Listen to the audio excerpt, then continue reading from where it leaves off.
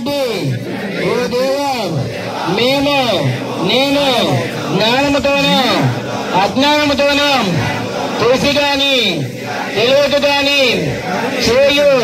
చేసిన సకల తప్పులను మన్నించి రక్షించి కాపాడాలను.